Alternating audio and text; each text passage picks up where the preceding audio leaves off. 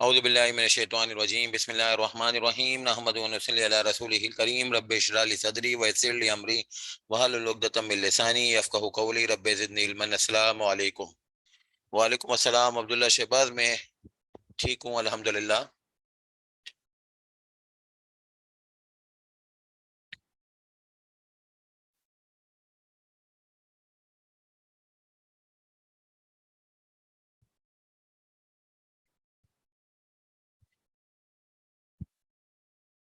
अच्छा जी, पिछली क्लास में हम लोगों ने इनकम टैक्स लॉ का यानी कि जो हमें पढ़ाई करनी है उसके लिए हमने फॉर्मेट्स और इसके साथ साथ सिलेबस को डिस्कस करना शुरू किया था।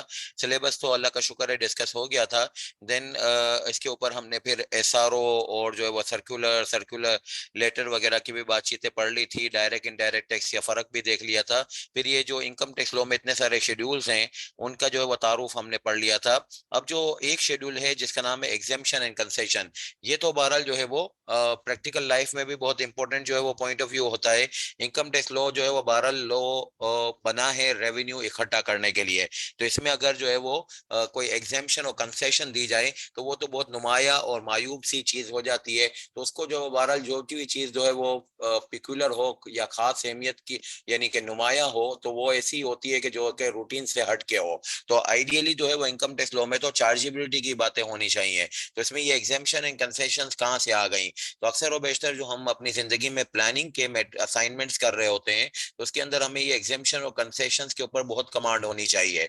अक्सर और बेशतर जो है वो इन्वेस्टर्स या बहरहाल जो है वो जो पोटेंशियल इन्वेस्टर्स होते हैं वो हमें इसी बात के ऊपर जो है वो एंगेज करते हैं या एग्जाम में जो है वो हमें प्लानिंग का सवाल आता है तो इसी पॉइंट ऑफ व्यू के ऊपर होता है कि भाई क्या करना चाहिए, कैसे जो है वो करना चाहिए ताकि टैक्सेशन मिनिमम हो जाए। तो उसके लिए एक बात को जो मद्देनजर रखा जाता है वो ये भी होता है कि भाई कोई ऐसा काम कर लिया जाए जिसमें एग्जेम्पशन हो। जैसे मिसाल के तौर पे मैं आपको बताऊं, अगर आप स्पेशल इकोनॉमिक जोन, पाकिस्तान में 12 स्पेशल इकोनॉमिक जोन है, कराची के अंदर एक है जिसको हम जो है वो क्रीक स्पेशल इकोनॉमिक जोन कहते हैं। ये सीबीएम जो इंस्टीट्यूट है यानी कि जो कॉलेज है इसके आगे के इसी सड़क के आगे जो है वो ये जोन शुरू हो जाता है। वहां पे अगर आप फैक्ट्री लगाते हो 10 साल तक आपकी इनकम एग्जाम्प्ट है। अब कोरंगी में लगाएंगे, कोरंगी बिल्कुल करीब है मगर वहां पे जो है वो कोई एग्जामेशन नहीं है। थोड़ा सा आगे चले जाइए स्पेशल इकोनॉमिक जोन में यानी जिसको हम कोरंगी क्रीक कहते हैं, तो वहां पे जो है वो आपकी जो है 10 साल की एग्जामेशन हो गई। तो थोड़ी सी आपकी समझ बूझ अगर हो जाती है एग्जामेशन और कंसेशंस के ऊपर तो आप बहुत सारी और इन्वेस्टमेंट जो है वो अट्रैक्ट कर सकते हैं इंडस्ट्रियल सेक्टर के अंदर। तो इस तरीके से इसको पॉइंट को लीजिएगा कि एग्जामेशन एंड कंसेशंस का जो सेकंड स्केड्यूल मैंने बताया ये आपको कहाँ कहाँ मिलेंगे। जाहिर बात है सारी एग्जामेशन और कंसेशंस हम आज तो नहीं पढ़ सकेंगे मगर ये कि जो है वो आगे की क्लासों में जब भी कोई हेड ऑफ इनकम पढ़ा जाएगा, कोई भी जो है वो टैक्सेशन की बात की जाएगी तो उससे रिलेटेड एग्जेम्पशंस को साथ में ही पढ़ा जाएगा। तो जब साथ में पढ़ा जाएगा तो उस वक्त मौका नहीं होगा कि फिर आपको बताया जाए कि एग्जेम्पशंस को कहाँ पे ढूंढना चाहिए। लॉ ने हमारे लिए आसानी की हुई है कि एग्जेम्पशंस और कंसेशंस को एक जगह पे उन्होंने जमा कर दिया है। एग्जेम्पशन जो है वो या तो आपको सेक्शन 41 से 51 के दरमियान मिलेगी या सेक्शन 102 के तहत मिलेगी। सेक्शन 41 से 51 या सेक्शन 102 इसको मैं ये कहना चाहता हूँ कि या तो एग्जेम्पशन का टॉपिक जो है वो आपको ऑर्डिनेंस के अंदर से ही मिल जाएगा या फिर एक अगर जो है वो सेक्शंस के अंदर यानी कि ऑर्डिनेंस के अंदर ना हो तो पार्ट 1 सेकंड स्केड्यूल जो है वो स्पेसिफिकली डेडिकेटेड है एग्जेम्पशंस के लिए। जिसकी भी एग्जेम्पशन अगर ढूंढनी होगी इनके अलावा कोई जगह नहीं है, या तो 41 से 51 या 102 या फिर एक पार्ट 1 सेकंड स्केड्यूल। अच्छा, कंसेशन से क्या मुराद है? कंसेशन से तीन मुराद है। कंसेशन से मुराद एक तो ये है कि जो भी टैक्स का रेट हो उसमें रिडक्शन कर दिया जाए। जैसे मिसाल के तौर पे डिविडेंड का टैक्सेशन, डिविडेंड अगर आपको वसूल होता है तो उसकी टैक्सेशन 15% पे है।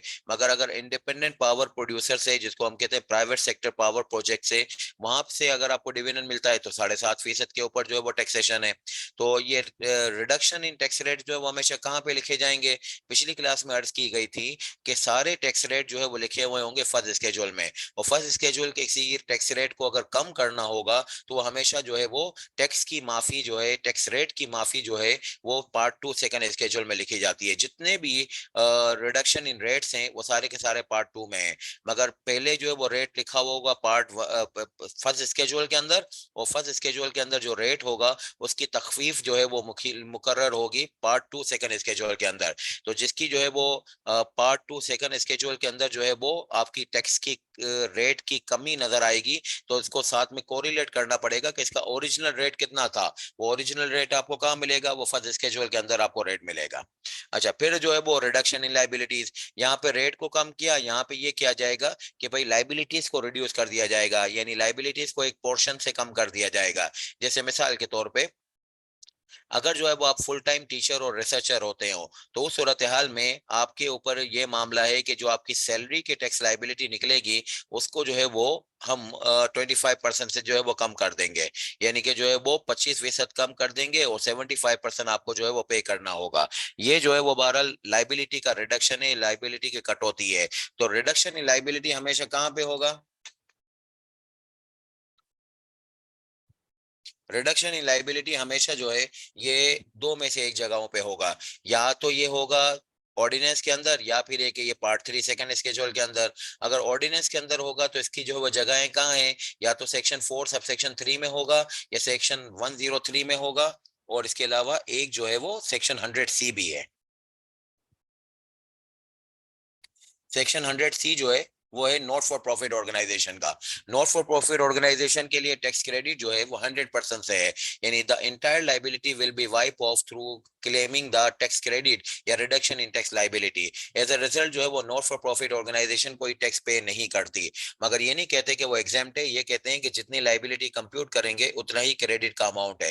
तो टैक्स क्रेडिट या रिडक्शन इन टैक्स लाइबिलिटी या फिर एक टैक्स रिबेट, तीनों में से कोई भी नाम पुकारना चाहें, लाइबिलिटी की कमी जो है वो या तो ऑर्डिनेंस में इन 3 सेक्शन में लिखी होगी, 4 सबसेक्शन 3 में, 103 में, या 100C में, या फिर के पार्ट 3 सेकंड स्केड्यूल में लिखी हुई होगी।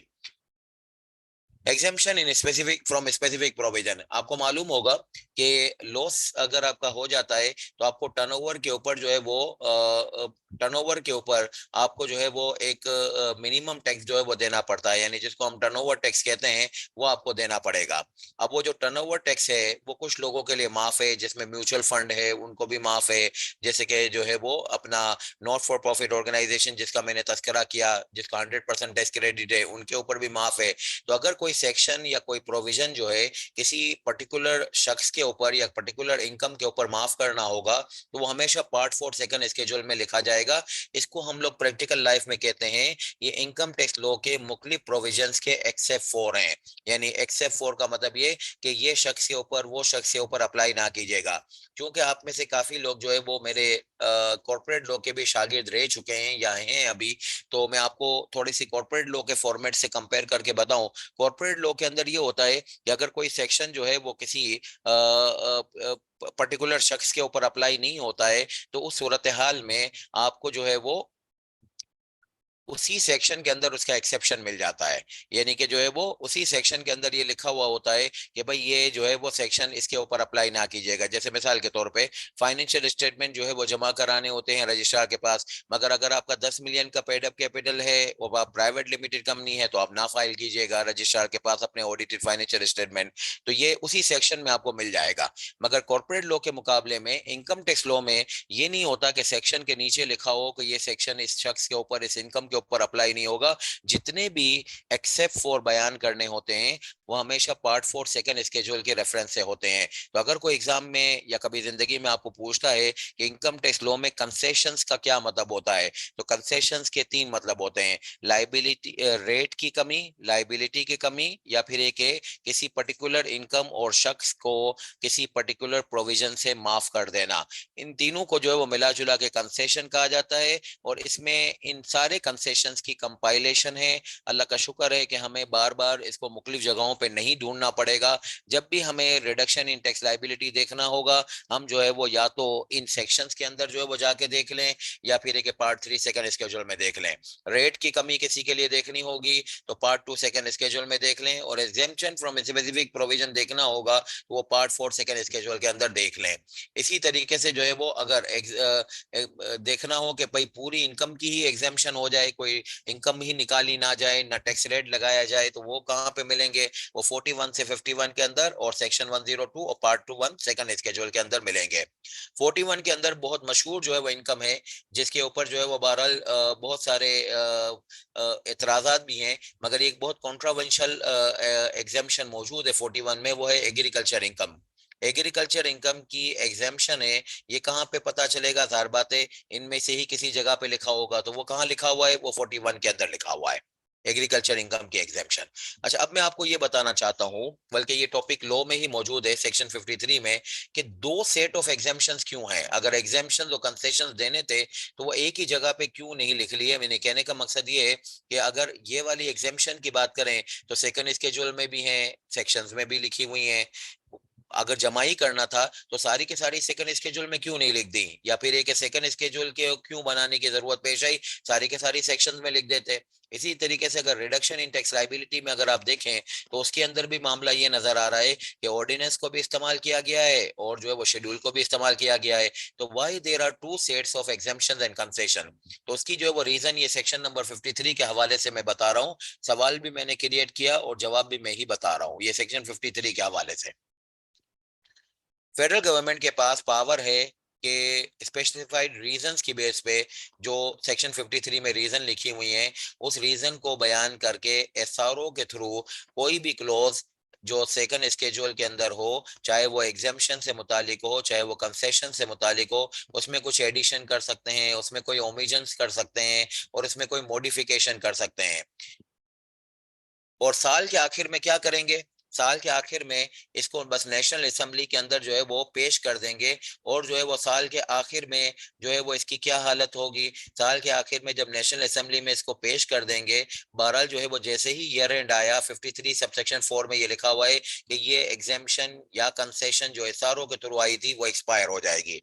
कहने का मकसद ये है कि एसआरओ बेस्ड जो एग्जेम्पशंस होती हैं वो पार्लियामेंट से मंजूर शुदा नहीं होती हैं, वो डेलीगेटेड लेजिस्लेशन की बेस पे एसआरओ के थ्रू जारी हो जाती हैं। और उसके अंदर जो है वो उसकी दो प्रोसीजरल रिक्वायरमेंट्स हैं। One of the procedural requirement ये है कि साल के आखिर में उसको पार्लियामेंट से रेटिफाई कराना पड़ता है। रेटिफाई का मतलब ये है कि जो हो गया उसकी आप तस्दीक कर दीजिए। मजीद ये कि जैसे ही ईयर एंड आया, यानी कि अगर 2022-23 के दरमियान में कोई सेकंड स्केड्यूल की एग्जेम्पशन और कंसेशंस के ऊपर एसआरओ आया था तो वो 30 जून 2023 के ऊपर एक्सपायर हो गया।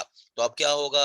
1 जुलाई 2023 पे उसको फर्दर चालू करना है तो क्या करना पड़ेगा? उसको दोबारा से नए एसआरओ के शुरू जारी करना पड़ेगा। नहीं, ये कहना पड़ता है कि उसको रीवैलिडेट करना पड़ेगा थ्रू अनदर एसआरओ, वरना अदरवाइज अगर थ्रू अनदर एसआरओ जो है वो वैलिडेट नहीं किया तो फिर जो है वो आपकी एग्जेम्पशन जो है वो अपनी मुद्दत मुकम्मल कर चुकी, इसका फर्दर कंटिन्यूटी नहीं होगी।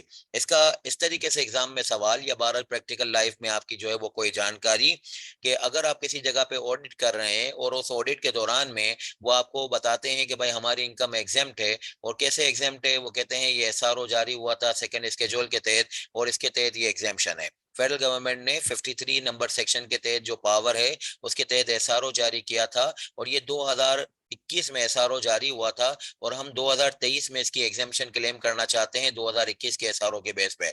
आप कहिएगा ये हो ही नहीं सकता है। 2021 में अगर सेकंड स्केड्यूल की एग्जेम्पशन और कंसेशन से मुतालिक कोई एसआरओ जारी हुआ तो वो 30 जून 2021 के ऊपर खत्म हो गया। 30 जून 2021 के बाद अगर इसको 2022 में चलाना हो तो 2022 के लिए उसी एसआरओ को रीवैलिडेट कर दीजिए। फिर 2023 में उसको फर्दर कंटिन्यू करना हो तो उसको फिर रीवैलिडेट कर दीजिए through another date and through another SRO number. बाकी ये नहीं हो सकता है 2021 का एसआरओ 2023 में नहीं चल सकता है। ये वो वाली मैं एग्जाम्पशन की बात कर रहा हूँ, इसके ऊपर मोहतात रहिएगा जो एसआरओ बेस होती है। बाकी अदरवाइज जो एसआरओ बेस नहीं है, यानी सेक्शन 53 के पावर की बेस पे फेडरल गवर्नमेंट ने अनाउंस नहीं की बल्कि पार्लियामेंट से आई हैं, तो वो वाली जो है वो एग्जाम्पशन तो सदा है, वो परपेचुअल है। वो परपेचुअल है क्या मतलब? कि जब तक उसको जो है वो आगे जाके पार्लियामेंट फिर किसी फाइनेंस बिल के थ्रू मॉडिफाई ना कर दे, उसकी मुद्दत चलती रहेगी।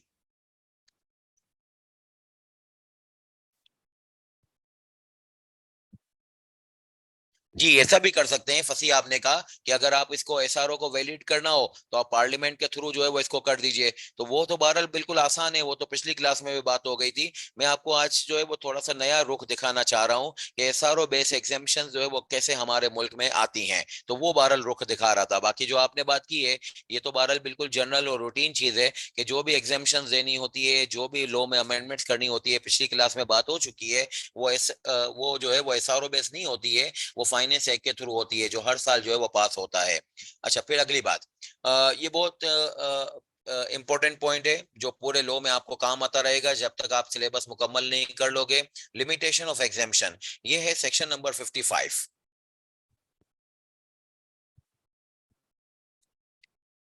जी, ये फंसी इसके ऊपर मोहतात रहिएगा। ये जो validity of SRO till year and है, ये सिर्फ और सिर्फ जो है वो एसआरओ की मैं बात कर रहा हूँ जो सेक्शन 53 के तहत जारी होते हैं। और सेक्शन 53 के एसआरओ का सब्जेक्ट क्या होता है? एग्जाम्पशन और कंसेशन। बाकी अगर किसी और सेक्शन के लिए एसआरओ जारी होते हैं तो उनकी ईयर एंड के ऊपर जो है वो डेथ हो जाती है और फिर उसको पार्लियामेंट से रेटिफाई कराना पड़ता है, नेशनल असेंबली से रेटिफाई कराना पड़ता है। वो अप्लीकेबल नहीं होगा। मैं आज खाली एक एसआरओ के पॉइंट ऑफ व्यू से ये बात कर रहा हूँ। वो एसआरओ वो है जो सेक्शन 53 के तहत जारी हुआ, जो कि एग्जेम्पशन और कंसेशन से मुतालिक था। अच्छा, अगली बात, लिमिटेशन ऑफ एग्जेम्पशन। ये वाली जो बात है ये सेक्शन नंबर 55 से मैंने उठाई है। देखिए, जिंदगी में भी हम अक्सर और बेशतर ये कहते हैं कि लोग की इस तरीके से बयान करते हैं कि भाई मेरी वालिद साहब इस इदारे में काम करते थे तो मैं उनका बेटा हूं तो मुझे भी उधर उस इदारे में मेरे वालिद साहब के रिटायरमेंट के बाद जो है वो जॉब मिलनी चाहिए।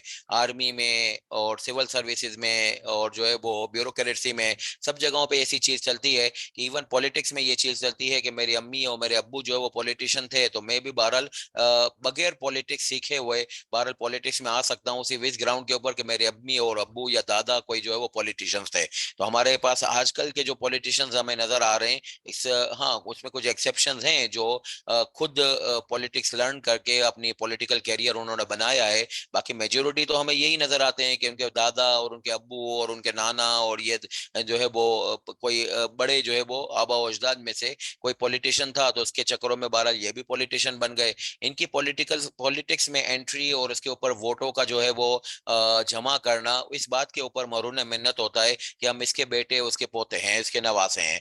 तो इसी तरीके से जिंदगी में अक्सर और बेशतर लोग ये सोचते हैं कि ये लेगेसी हर जगह मेंटेन हो रही होती है कि भाई एम्प्लॉयमेंट में जैसे ये लेगेसी मेंटेन हो रही है पॉलिटिक्स में भी हो रही है। तो अगर जो है वो कोई आदमी की इनकम एग्जेम्प्ट हो, कोई पर्सन की इनकम एग्जेम्प्ट हो, उस एग्जेम इनकम में से कोई वो खर्च करे और ये खर्च जो है वो किसी और आदमी की इनकम बनने जाए तो वो जो दूसरा आदमी है वो कहता है मेरी भी इनकम एग्जेम्प्ट है क्योंकि मुझे जिससे मिली है इनकम उसकी इनकम एग्जाम थी।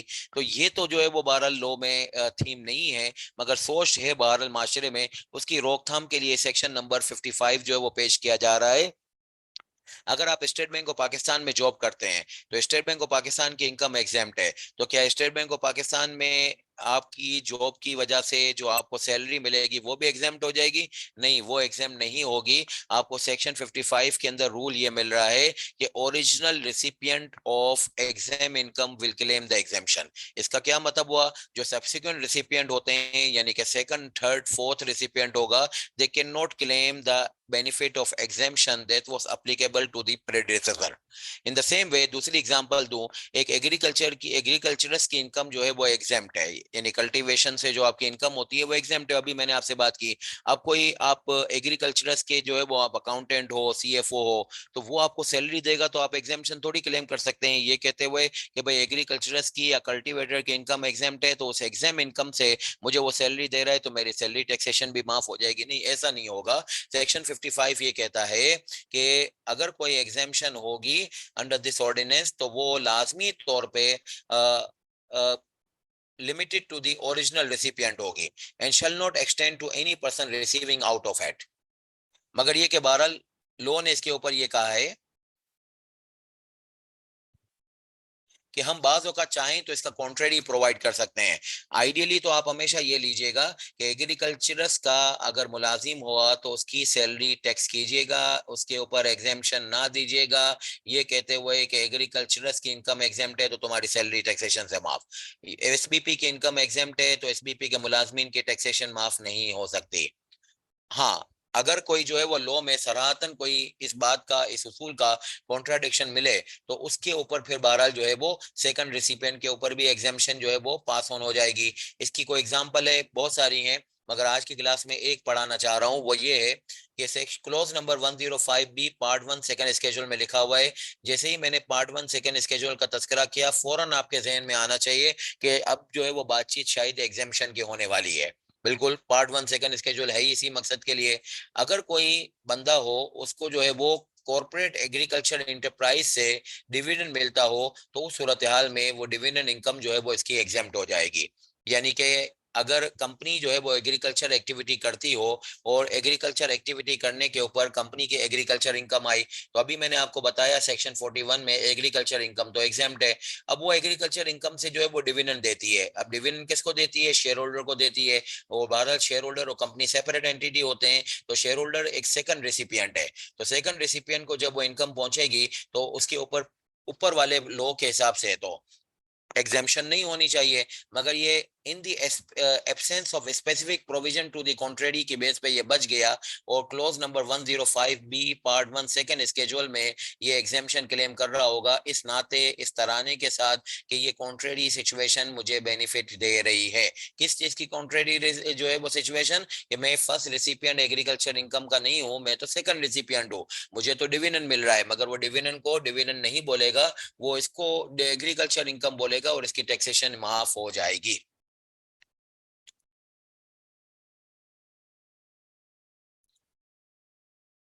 नहीं, वो एक्सपायर हो चुके हैं असल में।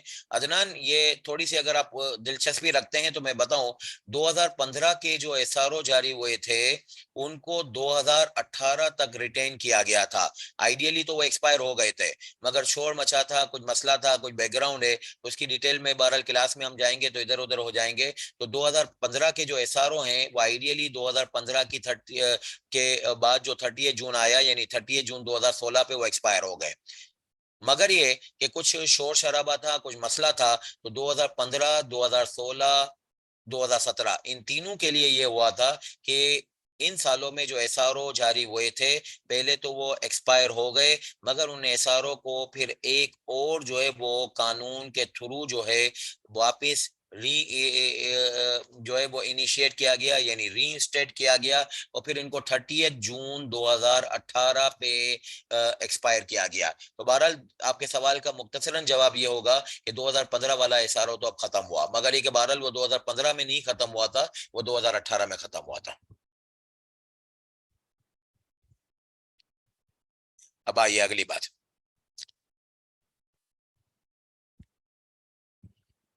अच्छा, अक्सर लॉ में आप लोग भी ऐसे ही देखते हैं कि पहले पेज पे इटैलिक फॉन्ट में कुछ वर्डिंग लिखी हुई होती है। उस इटैलिक फॉन्ट में लिखी हुई वर्डिंग को बोलते हैं प्रियम्बल। प्रियम्बल का मतलब होता है इब्तदाया। कोई भी इवन हम नॉवेल वगैरह भी पढ़ते हैं तो उसके अंदर भी यही होता है कि शुरू में कोई फास्ट फॉरवर्ड होता है, ये इब्तदाया होता है, या बहरहाल जो है वो प्रियम्बल होता है। उससे हमें ये पता चलता है कि जो हम पढ़ने जा रहे हैं उसमें हमें अचीव क्या होगा, मतलब उसमें अल्टीमेट कंक्लूजन जो है वो किस डायरेक्शन में बैठ रहा होगा। तो इसी तरीके से किसी लॉ में भी प्रियम्बल जरूर डिफाइन होता है। अल्लाह के कलाम में भी डिफाइन है कि अलिफ लाम मीम ज़ालिकल किताबु ला रैब फीह हुदल लिल मुत्तकीन। ये हुदल लिल मुत्तकीन को मैं जो है वो बहरहाल कुरान का प्रियम्बल कहता हूँ, कि आप जितनी भी जो है वो आयत कुरान की पढ़ेंगे उसमें बहुत बड़े बड़े खजाने मौजूद हैं, मगर मेन मकसद जो है वो बहरहाल ये है कि आपकी हिदायत हो जाए। अब बहरहाल बात लंबी ना हो जाए तो इसको यहीं पे रोक देते हैं कि हिदायत की अचीवमेंट जो है वो कुरान के पढ़ने का मकसद है। इसी तरीके से दुनिया का कोई कानून पढ़ा जाए तो उसके पहले दिन ही उसका जो है वो प्रियम्बल पढ़ लेना चाहिए। इससे हमें ये पता चल जाता है कि जो किताब हम पढ़ने जा रहे हैं उसका क्रक्स क्या होगा, उसका सब्जेक्ट क्या होगा। तो उसके लिए जो है वो सबसे पहली बात ये है कि प्रीएम्बल में ये बताया जा रहा है कि ये ऑर्डिनेंस है। तो यहाँ से आपने समझ लिया कि इसके अंदर तो पार्लियामेंट की अप्रूवल नहीं हुई थी, ये तो कोई जर्नल, आर्मी जर्नल ने जो है वो जारी किया था, और वाकई जारी किया था आर्मी जर्नल ने। उसका नाम था जनरल परवेज मुशर्रफ। और उस दौर में यानी 2001 में ये वो दौर चल रहा था जब नवाज शरीफ ने एटमी धमाका किया था और मुल्क के ऊपर सैंक्शंस वगैरह लग गए थे। तो इनकी गवर्नमेंट को बर्खास्त करके परवेज मुशर्रफ ने टेक ओवर कर लिया था एज आर्मी डिक्टेटर। तो उस दौरान में जो कानून बन रहे थे, जब ये आर्मी डिक्टेटर रूल कर रहे थे, तो जाहिर बात है ऑर्डिनेंस के नाम से बने थे। और एक वो दौर जो था परवेज मुशर्रफ का, उसमें बहरहाल बहुत सारे कानून बने हैं, जैसे कि इनकम टैक्स ऑर्डिनेंस भी बना है। इसके अलावा जो है वो ये आपका Islamabad capital territory sale tax on services ordinance 2000 वो भी बना है। इसके अलावा इंश्योरेंस ऑर्डिनेंस भी बना है। इंश्योरेंस ऑर्डिनेंस की डेट भी 2000 की है। तो ये ऑर्डिनेंस है, it meaning there by army general की जो है वो एक प्रोडक्ट है। इसने क्या किया, इसने पुराने लॉ को, जो है वो पुराना लॉ 1979 का ऑर्डिनेंस था, उसको अमेंड किया यानी नया किया, और कुछ बातों को उन्होंने जो है वो यकजा कर दिया। आपको मालूम है कि लॉ जैसे जैसे आगे बढ़ता है उसमें एसआरओ, सर्कुलर्स, इंटरप्रिटेशंस, तो उन सारी चीजों को फिर एक वक्त में जमा करना पड़ता है। तो वो जमा करने की एक्सरसाइज को कंसोलिडेशन कहते हैं। तो ऑर्डिनेंस का मकसद यह था कि पुराने लॉ की बिखरी हुई चीजों को जमा कर देना और उसमें कुछ मॉडर्नाइजेशन का फिक्र कर लेना, और जो है वो उस पुरानी किताब का और ये नई किताब का मकसद क्या है, इनकम टैक्स है। यानी इनकम के ऊपर टैक्स लगाना, ये इसका मेन मकसद है। तो जैसे मैंने आपको कहा कि कलाम पाक ने कहा हिदायत हासिल करना हो तो कुरान पे आइए, इसी तरीके से पाकिस्तान में इनकम के ऊपर टैक्स की लाइबिलिटी की बातचीत हो तो फिर जो है वो आप इनकम टैक्स के ऊपर आइए, यानी इनकम टैक्स ऑर्डिनेंस के ऊपर आइए। तो जो पुराना लॉ था द लॉ, इससे मुराद है 1979 का ऑर्डिनेंस वो, और इसके साथ साथ जो है वो नया वाला लॉ, दोनों एक ही सब्जेक्ट को डील करते हैं जिसका नाम है इनकम टैक्स। और नया वाला जो लॉ है इस इनकम टैक्स के बारे में क्या कर रहा है, कंसोलिडेशन या कंपाइलेशन कर रहा है, और जो है वो इसको अमेंड कर रहा है। अब इस लॉ के अंदर इनकम टैक्स तो मेन सब्जेक्ट है, मगर इसके साथ साथ जो है वो इन्होंने कहा है प्रीएम्बल के अंदर ही कि हम आपको इसके अंदर कोई एंसिलरी और कनेक्टेड टॉपिक भी बताएंगे। तो आपकी पढ़ाई के लिए मैं स्टूडेंट्स के साथ अक्सर व बेशतर ये सिचुएशन शेयर करता हूं कि अगर आप अपने सिलेबस को जो है वो देखें, या फिर कि आप अपनी पूरी टेक्स्ट की पढ़ाई को देखें, तो इफेक्टिवली आपके पास जो है वो 6 सब्जेक्ट्स हैं या 6 टॉपिक्स हैं या डायरेक्शंस हैं। आपको इनकम निकाल के उसके ऊपर टैक्स निकालने आना चाहिए, टैक्स की किताब का पहला ऑब्जेक्टिव। फिर जब ये इनकम को निकाल के, टैक्स निकाल के आप जो है वो एक कागज पे लिख लें, तो इसको एक लीगल डॉक्यूमेंट के ऊपर प्रेजेंट करके गवर्नमेंट के पास फाइल कर दीजिए। उस लीगल डॉक्यूमेंट को कहते हैं return of income. Return of income, return of income to mean के a legal document that will be submitted with FBR showing the income computation and the tax liability presentation। फिर इसके बाद जब आप return file करेंगे तो जाहिर बात है इसको कोई चेक करने वाला होगा। वो चेक करने का जो प्रोसीजर है, this is called assessment and audit. जब असेसमेंट एंड ऑडिट होगा तो जाहिर बात है, जैसे पुलिस वाले हमें कभी सड़क पे, ये जो ट्रैफिक पुलिस वाले हैं वो कभी पकड़ लेते हैं तो वो कुछ ना कुछ निकाल ही देते हैं कि ये हो गया ना वो हो गया। तो इसी तरीके से इनकम टैक्स का भी मिजाज ऐसे ही है कि अगर ना पकड़ा जाए, असेसमेंट और ऑडिट ना हो तो बहुत मजे हैं, मगर एक बहरहाल असेसमेंट और ऑडिट हुआ तो कुछ ना कुछ जो है वो बहरहाल रिकवरीज होंगी कि आपने ये कम पे किया है, ये पे किया है और इस तरीके गलत पे किया है। और इसके ऊपर जब भी रिकवरीज होती हैं तो साथ में पेनल्टीज भी होती हैं। फिर इसके बाद जो है वो जब भी ये रिकवरीज और पेनल्टीज होती हैं तो बहुत सारे लोग जो हैं इसके ऊपर जो है वो सबर शुक्र कर लेते हैं, कहानी खत्म, चलो ठीक है कोई बात नहीं है।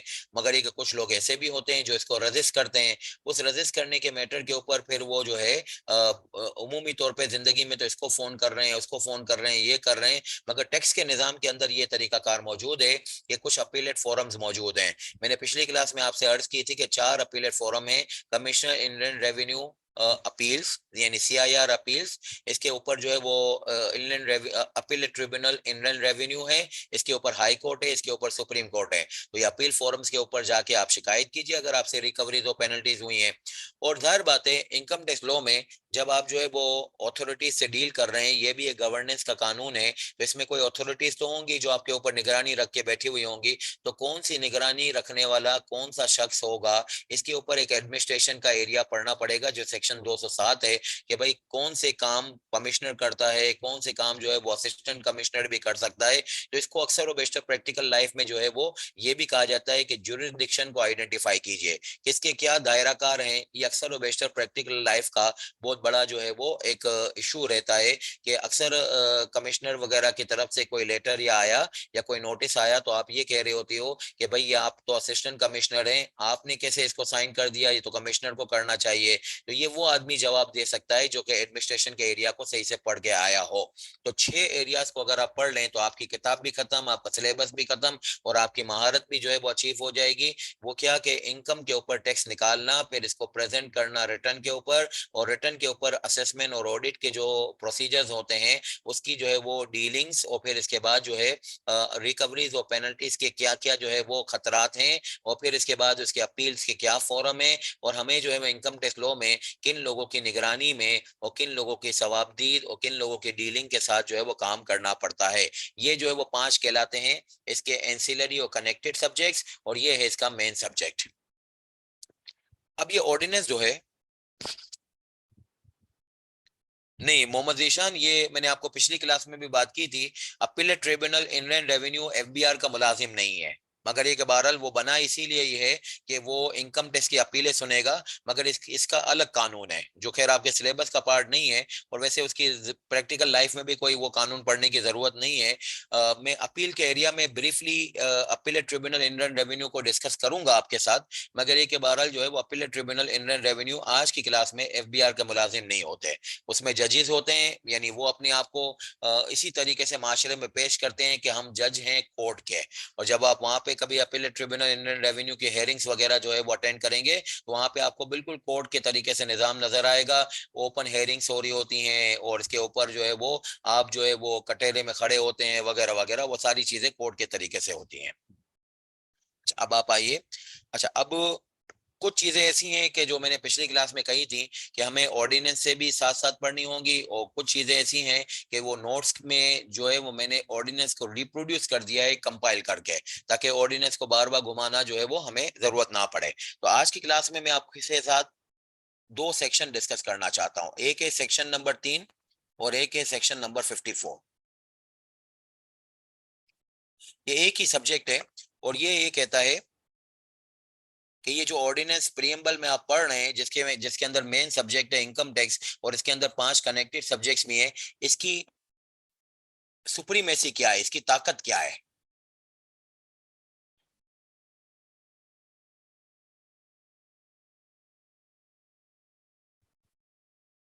Over all other laws about taxation matters.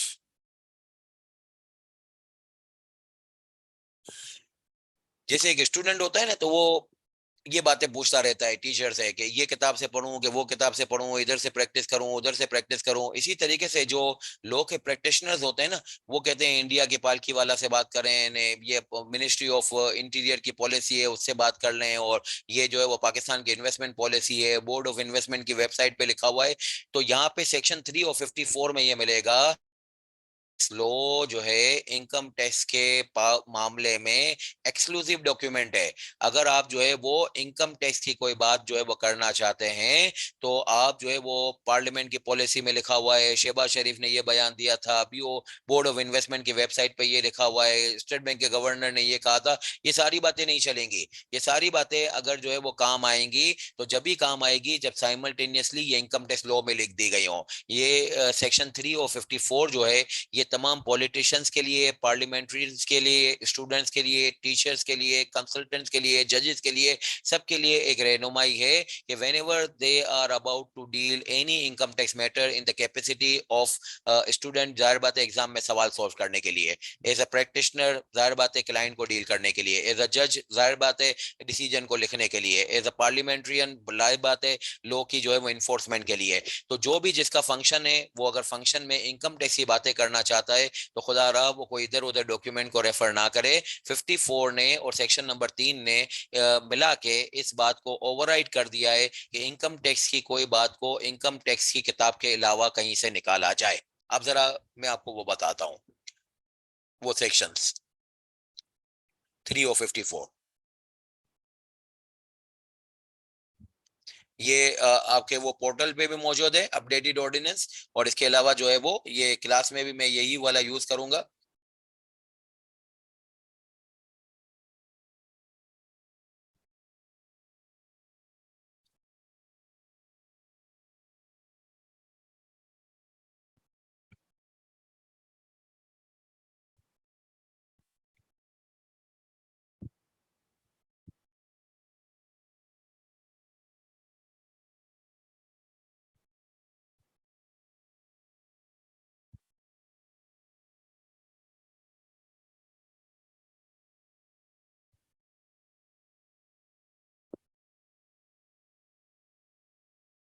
ये देखें, ये जो है ना इसका प्रीएम्बल, ये मैंने यहाँ से उठाया है। बोल्ड लिखा है या 12 लिटरेलिक फॉर्म में लिखा होगा कि ये एक कंसोलिडेटेड अमेंड द लॉ है relating to income tax and provide for matters ancillary thereto और कनेक्टेड देयरविद। ये इसका प्रीएम्बल है। अच्छा, अब इसके सेक्शन नंबर 2 में सारी डेफिनेशंस हैं। जैसे जैसे हम लॉ आगे पढ़ते जाएंगे डेफिनेशन साथ में डिस्कस होती जाएंगी। सेक्शन नंबर 3 पे अगर मैं आपको लेके आऊं,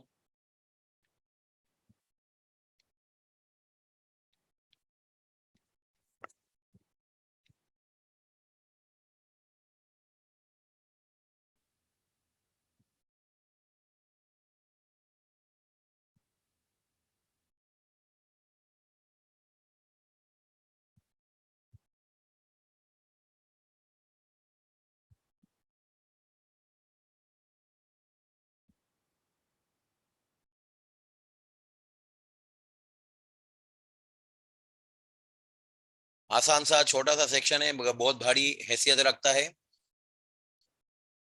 इसको लिंक कर लेंगे हम सेक्शन नंबर 54 से।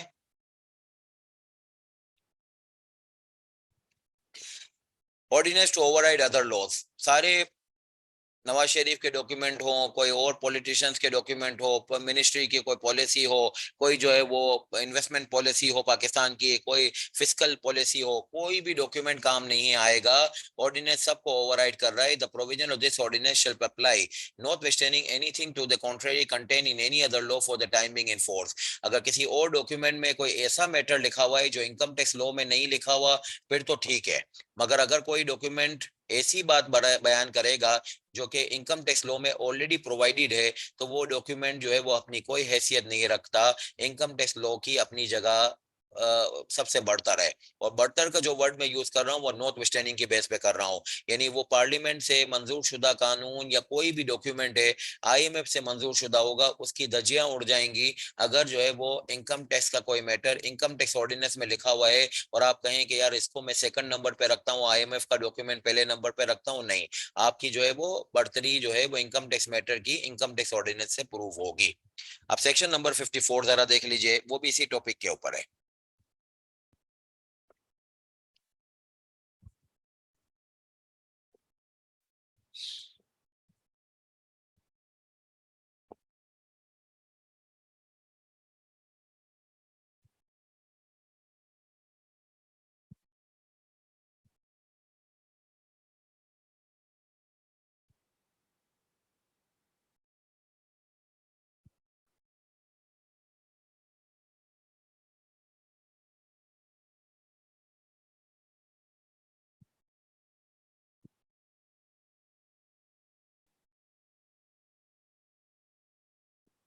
अच्छा, इसको आपने लिंक कर लिया सेक्शन नंबर 3 से।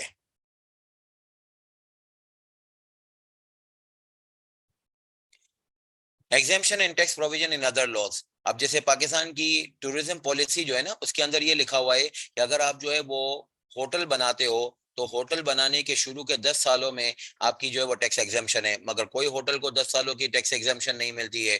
क्यों नहीं मिलती है? एग्जेम्पशन इनकम टैक्स ऑर्डिनेंस के अंदर नहीं लिखी हुई। तो यही बात यहाँ पे लिखी हुई है, no provision in any other law providing for, चाहे वो एग्जेम्पशन हो, चाहे reduction in tax liability, reduction in rate हो, रिडक्शन इन टैक्स लाइबिलिटी हो, या किसी पर्टिकुलर प्रोविजन से एग्जेम्पशन देना हो, उसकी कोई हैसियत नहीं होगी। अगर हैसियत देनी होगी तो उसके लिए क्या जरूरी है, उसको इनकम टैक्स ऑर्डिनेंस के अंदर जो है वो ले लीजिएगा। अब मैं आपको एक प्रैक्टिकल एग्जांपल दूं। ये क्लास में मैं अक्सर एग्जांपल देता रहा, और अब जो है वो मैं देखता हूं कि वो चीज सही हो गई है। जिस गलती की मैं निशानदेही स्टूडेंट्स को देता था क्लास में समझाने के लिए, आपको भी वही चीज बता रहा हूं, मगर बहरहाल अब वो चीज सही हो गई है। कुछ सालों पहले मैंने स्टेट बैंक ऑफ पाकिस्तान के किसी दर्जे में, बहरहाल स्टेट बैंक ऑफ पाकिस्तान एक कॉन्फिडेंशियल इदारा है, सेंट्रल बैंक है, उसके अकाउंट्स और ऑडिट की चीजें आम तौर पे दस्तयाब तो नहीं होती है, मगर किसी दर्जे में बहरहाल कोई हमारा पर्टिकुलर काम था, उसके ऊपर जो है वो हमें स्टेट बैंक ऑफ पाकिस्तान के अकाउंट देखने का मौका मिला। अब उसके अंदर जो है वो स्टेट बैंक ऑफ पाकिस्तान के फाइनेंशियल स्टेटमेंट के अंदर टैक्स लाइबिलिटी की जगह पे डैश लिखा हुआ था, यानी प्रॉफिट और लॉस अकाउंट के अंदर जो है वो टैक्स एक्सपेंस की जगह पे डैश लिखा हुआ था, इसका नोट लिखा हुआ था, नोट नंबर गालबन 28-29 कुछ था। तो वहां पे जब जाके हमने देखा तो उसमें ये लिखा हुआ था कि भाई जो है वो स्टेट बैंक ऑफ पाकिस्तान की इनकम टैक्स से एग्जेम्प्ट है, क्योंकि state bank of Pakistan act 1956 में लिखा हुआ है। State bank of Pakistan act 1956 जो है वो डॉक्यूमेंट है जिसके through state bank of Pakistan की फॉर्मेशन हुई थी। पार्लियामेंट से मंजूर शुदा कानून है, और इतना अहम इदारा है, तो जाहिर बात है इसका ये कानून भी बहुत अहम होगा। यानी मुल्क का सेंट्रल बैंक है ये, और ये सेंट्रल बैंक की जो है वो बहुत बड़ी हैसियत होती है किसी भी मुल्क में। तो इसका जो है वो डॉक्यूमेंट जो 1956 का है वो भी काफी मोतबर डॉक्यूमेंट नहीं, उसकी एग्जेम्पशन इस तरीके से लिखना अकाउंट्स को गलत बना रहा था। आपको आज की क्लास में ये मिल रहा है कि आप जो है वो इनकम टैक्स की अगर स्टेट बैंक के ऊपर एग्जेम्पशन है, तो इसको प्रूव कीजिए कि इनकम टैक्स ऑर्डिनेंस में कहाँ लिखा हुआ है। और जो है वो फिर इसके ऊपर जब मैं क्लास में एक साल एक अटेम्प्ट में, दूसरी अटेम्प्ट में मैं ये बोलता गया एग्जाम्पल, तो फिर अभी कुछ सालों पहले, एक साल पहले, 1.5 साल पहले, फिर मैंने कुछ वजूहात की बेस पे उसके फाइनेंशियल स्टेटमेंट मैंने किसी वर्ग दर्जे में रिव्यू किए। तो अब मैंने उसमें देखा तो उसमें ये लिखा हुआ है कि स्टेट बैंक ऑफ पाकिस्तान की इनकम एग्जेम्प्ट है, क्योंकि close number 66 part 1 second schedule में लिखा हुआ है। वही सेकंड स्केड्यूल पार्ट 1 जो मैंने अभी आपको बताया कि जो एग्जेम्पशंस की कंपाइलेशन है, उसके अंदर जो है वो स्टेट बैंक ऑफ पाकिस्तान की इनकम जो है वो एग्जेम्प्ट लिखी हुई है। अब जो है वो ये डिस्क्लोजर बिल्कुल सही हो गया। Those who were disclosing the exemption matter with reference to State Bank of Pakistan Act were actually neglecting the provisions of Section 54, which is providing कि टैक्स की exemption हो, टैक्स के रेट की कमी हो, टैक्स की लाइबिलिटी की कमी हो, या फिर ये कि जो है वो किसी पर्टिकुलर प्रोविजंस का वेवर या एक्सेप्शन हो। चारों चीजें, यानी कि 3 चीजें कंसेशन की और एक चीज एग्जेम्पशन की, कहीं पे भी लिखी हुई हो, कितने भी ताकतवर डॉक्यूमेंट में लिखी हुई हो, उसको अप्लाई नहीं किया जा सकता जब तक कि उसको इनकम टैक्स लॉ में पहले रिप्रोड्यूस ना कर लिया जाए। ये सेक्शन 3 की बात को फर्दर जो है वो स्ट्रेंथन कर रहा है। सेक्शन 3 ने तो कहा कोई भी बात जो है वो फॉलो नहीं होगी किसी लॉ की, अगर इनकम टैक्स लॉ एक पर्टिकुलर मैटर के बारे में बताता है। वो 54 जो है वही बात को एग्जेम्पशन और कंसेशंस के मुताबिक दोबारा से रिफ्रेम करके बता रहा है। अब आप आइएगा,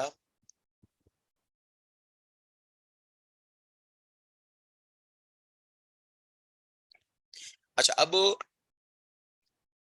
आज भी जो पुराना लॉ है, द लॉ से मैंने अभी आपको बताया कि इससे मेरी मुराद है 1979 का ऑर्डिनेंस, इनकम टैक्स ऑर्डिनेंस 1979। आज भी हम उस इनकम टैक्स ऑर्डिनेंस 1979 की कुछ चीजों को फॉलो कर रहे होते हैं। इवन इन द क्लासरूम हम जो है वो इसको फॉलो कर रहे होते हैं। उसकी वजह क्या है, उसके लिए मैं आपको जो है वो सेक्शन 239 के ये 4 सबसेक्शन पढ़ाना चाहता हूँ। एक सबसेक्शन 1 है, एक सबसेक्शन 9, 10 है, और एक सबसेक्शन नंबर 12 है। ये आज ही समझ लीजिएगा, फिर आप क्लासों के दौरान में आप ना पूछिएगा मुझे कि भाई आप पुरानी बातों को क्यों हमें बता रहे हैं। आपको पुरानी बातों को, यानी पुरानी लोग की बातों को बाज़ औक़ात पढ़ना पड़ेगा, समझना पड़ेगा, और एग्जाम में अप्लाई भी करना पड़ेगा। पहली बात तो यह है कि अगर किसी का असेसमेंट जो है, यानी किसी के टैक्स की कार्रवाई अभी तक पेंडिंग है, और वो असेसमेंट का जो साल है वो 30 जून दो यानी 30 जून 2002 या फिर एक इससे पहले के साल का है तो वो इनकम टैक्स ऑर्डिनेंस 1979 से होगा। इनकम टैक्स ऑर्डिनेंस 2001 जो करंट आप पढ़ रहे हो वो तो 1 जुलाई 2002 के सालों से जो है वो चलेगा। 1 जुलाई 2002 के बाद जो साल खत्म हो रहे हैं उनके ऊपर इनकम टैक्स ऑर्डिनेंस 2001 लागू हुआ। ये पुराने वाले लो तो जो है ये पुराने वाले साल यानी 30 जून 2002 या इससे पहले के साल जो है वो तो इनकम टैक्स ऑर्डिनेंस 1979 से हैंडल होंगे। ये इनकम टैक्स ऑर्डिनेंस 2001 खुद आपको बता रहा है, कहां पे बता रहा है, सेक्शन 239 के बता रहा है। और सेक्शन 239 का मतलब क्या है, सेविंग। सेविंग का मतलब ये कि पुराने लॉ की कुछ बातों को हम सेव करना चाह रहे हैं। मजीद ये बात सबसेक्शन 9 और सबसेक्शन 10 में ये कहा गया कि अगर पुराने लॉ में यानी कि 1979 के ऑर्डिनेंस में कोई सर्कुलर या सर्कुलर लेटर जारी हुए हैं तो वो हम प्रोटेक्ट कर रहे हैं, उसको आज भी आप जो है वो फॉलो कीजिएगा, मगर उस हद तक फॉलो कीजिएगा जिस हद तक वो इनकम टैक्स लॉ से इनकंसिस्टेंट ना हो। यानी इनकम टैक्स लॉ से अगर टकराव होगा तो वो सर्कुलर और सर्कुलर लेटर खुद ब खुद खत्म हो जाएगा। इसकी एग्जांपल देते हैं। एफबीआर ने एक सर्कुलर जारी किया हुआ है माजी में जिसमें यह कहा गया है कि अगर आप एक सैलरीड इंडिविजुअल हो और आप आईकेप को एनुअल सब्सक्रिप्शन जमा कराते हो क्योंकि आप आईकेप के मेंबर हो, तो आईकेप की जो एनुअल सब्सक्रिप्शन की अमाउंट है वो आप अपनी सैलरी इनकम में से एक्सपेंस के तौर पर माइनस कर सकते हो। सैलरी इनकम जो भी आपकी होगी उसमें आईकेप को जो आपने एनुअल सब्सक्रिप्शन की फिगर दी है वो एक्सपेंस के तौर पे आप माइनस कर दीजिएगा। ये हम आपको सर्कुलर के थ्रू एक्सपेंस क्लेम करने की एक ताकीद कर रहे हैं। मगर जो 1979 के ऑर्डिनेंस में के हवाले से ये सर्कुलर जारी हुआ है इसका आज टकराव हो रहा है 2001 के ऑर्डिनेंस के प्रोविजन से। 2001 के जो प्रोविजन है यानी कि 2001 के ऑर्डिनेंस के अंदर जो प्रोविजन हैं उसमें सेक्शन 12 सबसेक्शन 4 में ये लिखा हुआ है कि सैलरी में कभी भी कोई एक्सपेंस क्लेम नहीं हो सकता। सैलरी में कभी भी कोई एक्सपेंस क्लेम नहीं हो सकता। सैलरी जो है वो ना किसी और हेड ऑफ इनकम के लॉस से कम हो सकती है ना किसी एक्सपेंस से कम हो सकती है। सैलरी तो जो है वो बगैर कोई एक्सपेंस के ग्रोस बेसिस पे टैक्सेशन होती है। आप जो है वो इसमें या आईकेप की या आईसीएमएपी की एनुअल सब्सक्रिप्शन की रकम एक्सपेंस के तौर पे कैसे माइनस कर सकते हैं। भाई सर्कुलर में लिखा हुआ है। सर्कुलर कब जारी हुआ था, ये तो 1979 के ऑर्डिनेंस के टेन्योर में जारी हुआ था, उसको छोड़ दीजिएगा। अरे आपने पुराने सर्कुलर को कहा था कि वो मेंटेन रहेंगे, बिल्कुल मेंटेन रहेंगे, मगर वहां पे मेंटेन रहेंगे जहां पे जो है वो इसका लॉ से टकराव ना होता हो। जहां पे लॉ से टकराव होगा उस सूरत हाल में फिर उसको हम जो है वो खत्म मान देंगे। अच्छा अगली बात, सबसेक्शन 12 में ये कहा गया कि भाई ऊपर वाली बात तो सर्कुलर और सर्कुलर लेटर से मुतालिक है, अगर कोई नोटिफिकेशन और एसआरओज होते हैं उसका क्या करेंगे, उसको चलते चलते रहने दीजिएगा जब तक कि उसको मॉडिफाई या विड्रॉ ना कर लिया जाए। इसमें इनकंसिस्टेंसी कंसिस्टेंसी ढूंढने की जरूरत नहीं है, ये कंटिन्यू रहेंगे जब तक कि इसको स्पेसिफिकली एफबीआर जो है वो आज के दौर में अनदर एसआरओ जारी करके मॉडिफाई ना कर दे और विड्रॉ ना कर दे। जैसे आपको एग्जांपल बताएं, 1979 के ऑर्डिनेंस के अंदर एसआरओ जारी हुआ है कि बैंक को अपनी टैक्सेशन 31 दिसंबर के ईयर एंड की बेस पे करनी है। इंश्योरेंस कंपनी को भी अपनी जो है वो टैक्सेशन 31 दिसंबर के ईयर एंड की बेस पे करनी है। और शुगर मिल को अपनी टैक्सेशन जो है वो 30 सितंबर के ईयर एंड की बेसिस पे करनी है। तो अब जो है वो ये 30 सितंबर के और ये 31 दिसंबर की कहानियां इनकम टैक्स ऑर्डिनेंस 2001 में तो कहीं नहीं लिखी हुई, तो ये कहां से आ गई हैं। ये पुराने लॉ में 1979 के ऑर्डिनेंस के अंदर एसआरओ जारी होके उसके तहत आई है। तो उस एसआरओ को आज भी फॉलो करेंगे, उसको ऐसे देखा जाएगा कि यस बिल्कुल फॉलो करेंगे जब तक के जो है वो एसआरओ को मॉडिफाई और विड्रॉ नहीं कर लिया जाता। जैसे एक और एग्जांपल दे, कॉटन टेक्सटाइल मिल्स लिमिटेड जो है, कॉटन टेक्सटाइल्स जो है, कॉटन टेक्सटाइल मिल्स यानी कि कंपनीज की शक्ल में जो कॉटन टेक्सटाइल्स के काम करते थे, उनका जो है वो रिपील ऑर्डिनेंस के एसआरओ की रूह से उनका ईयर एंड जो है टैक्सेशन पर्पस के लिए 30 सितंबर मुकर्रर था। मगर वो 30 सितंबर वाला जो एसआरओ था जिसमें कॉटन टेक्सटाइल्स को 30 सितंबर की ताकीद की गई थी, वो 2001 के ऑर्डिनेंस के तहत रिपील मुकर्रर कर दिया गया, यानी उसको उड़ा दिया गया।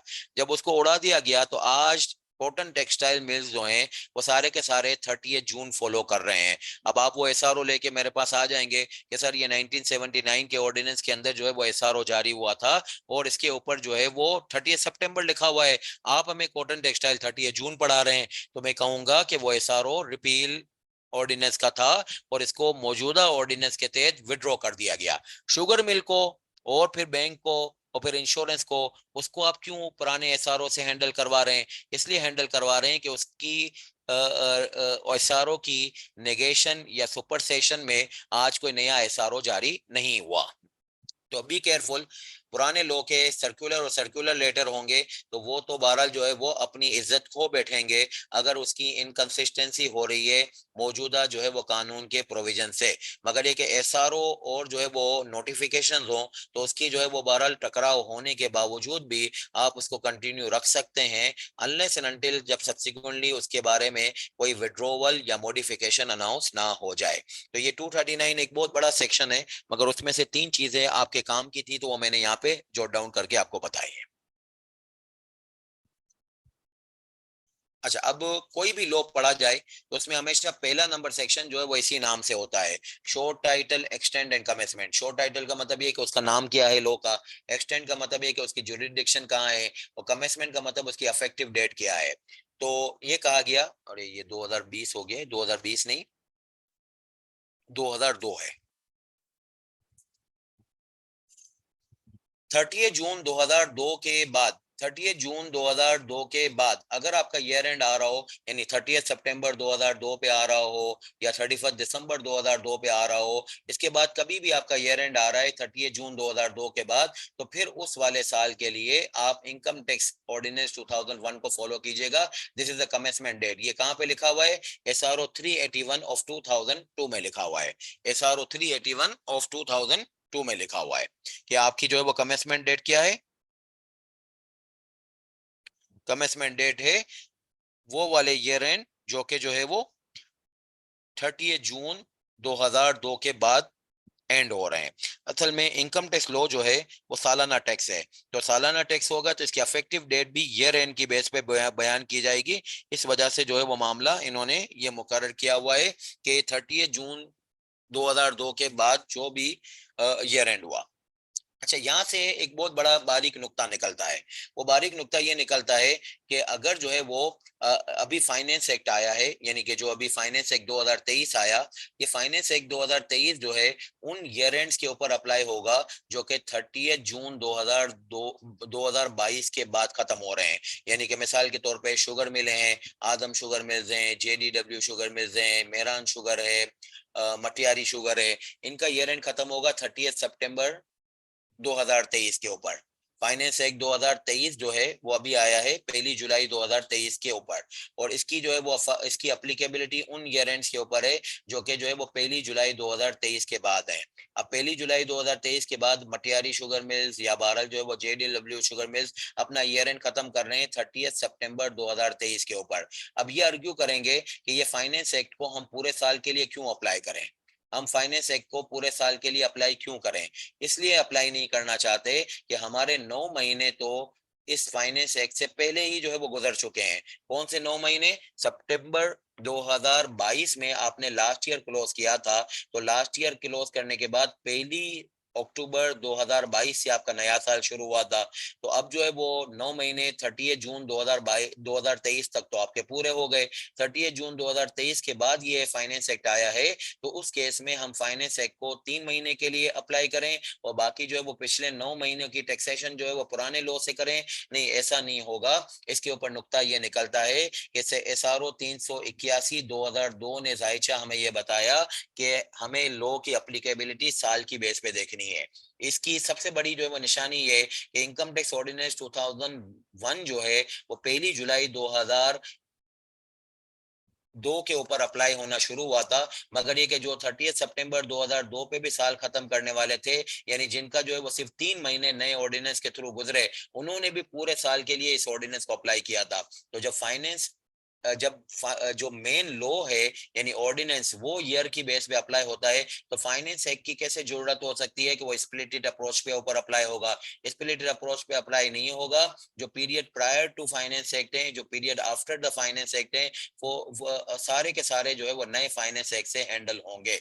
Applicable for the year tax year ending 30th June 2002 is the year made a basis of applicability of the ordinance. Therefore, it is concluded that Finance Act shall be applicable for the year basis rather than period or periods prior to or after the Finance Act. अब इसके एक छोटी सी illustration इस तरीके से देख लीजिएगा। अगर कोई आपको ये पूछता है कि फाइनेंस एक्ट 2020 आया और वो अप्लीकेबल हुआ, फाइनेंस एक्ट 2020 की एग्जांपल इसलिए लिखी है कि इसमें बहुत सारी चेंजेस आई थी।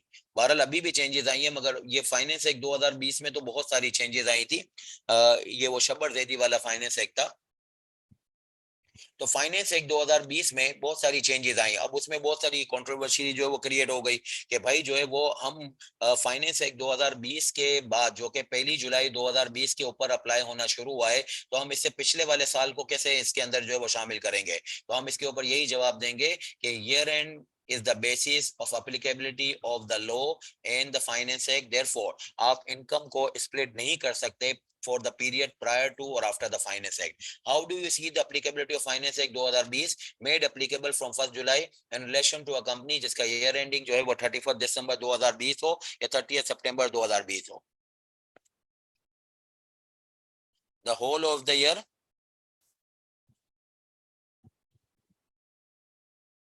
will be assessed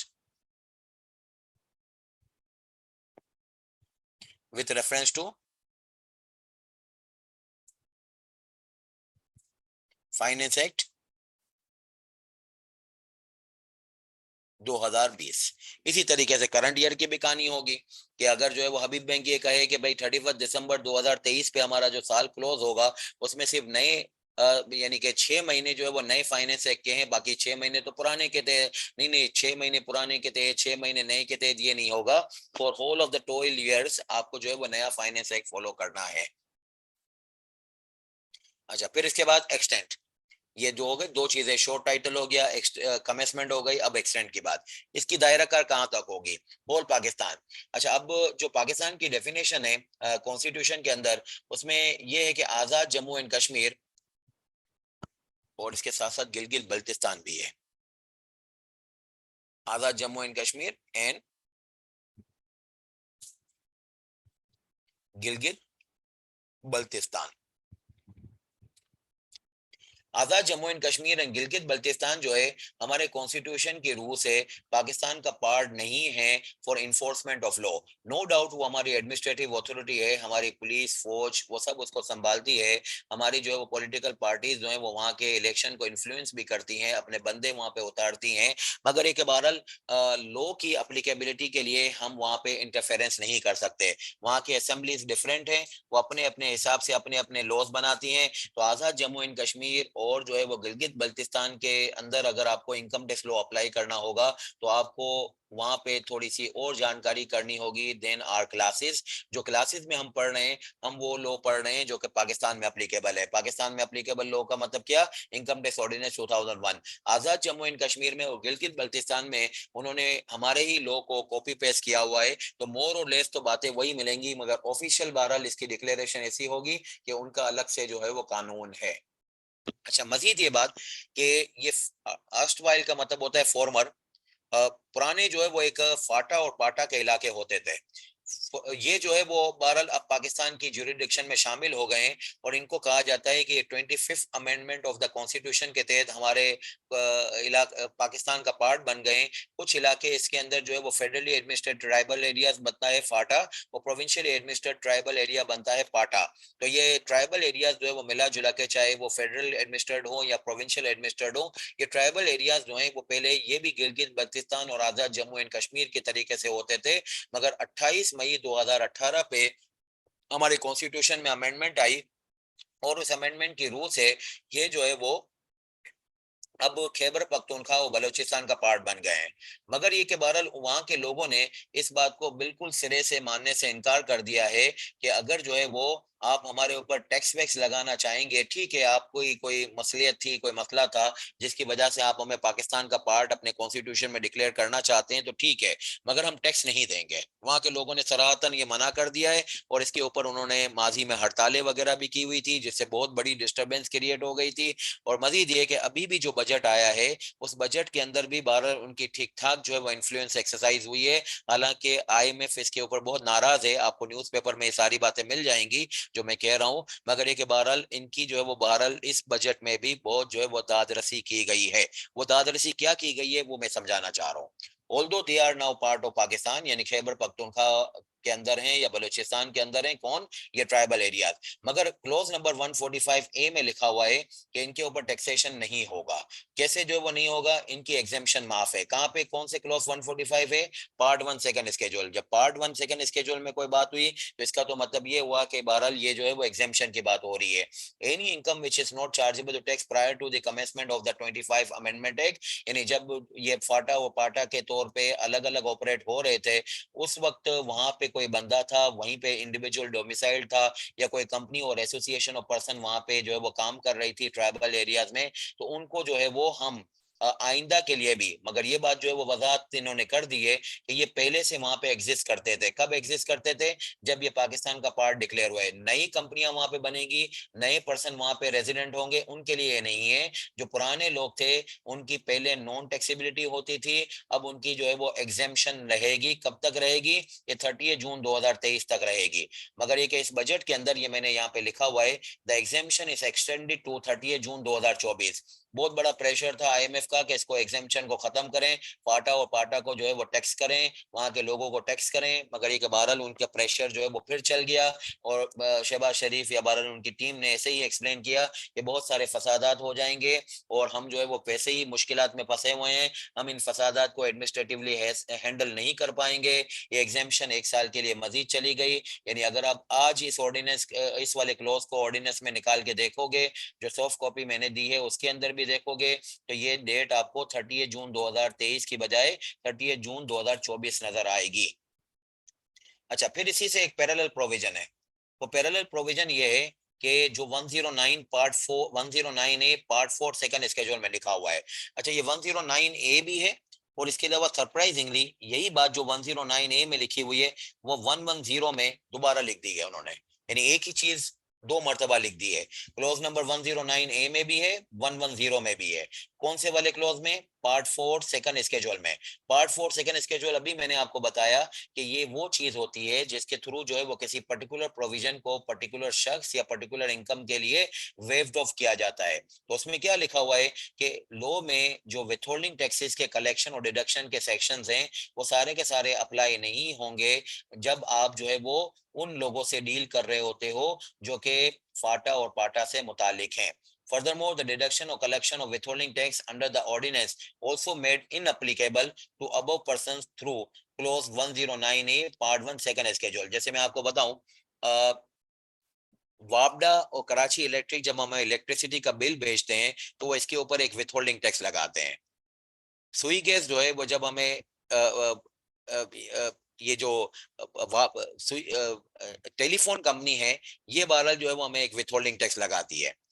इसी तरीके से बहुत सारे दूसरे भी विथहोल्डिंग टैक्स एप्लीकेबल है। जैसे पिछली क्लास में मैंने आपसे बात की थी कि अगर आप सप्लायर को पेमेंट करते हो तो आप विथहोल्डिंग टैक्स जो है वो डिडक्ट करते हो, जो पहले 4 और 4.5 था, 5 और 5.5 हो गया है। सर्विसेज के केस में आप जो है वो 10% डिडक्ट करते हो, जो बजट के बाद जो है वो 11% हो गया है।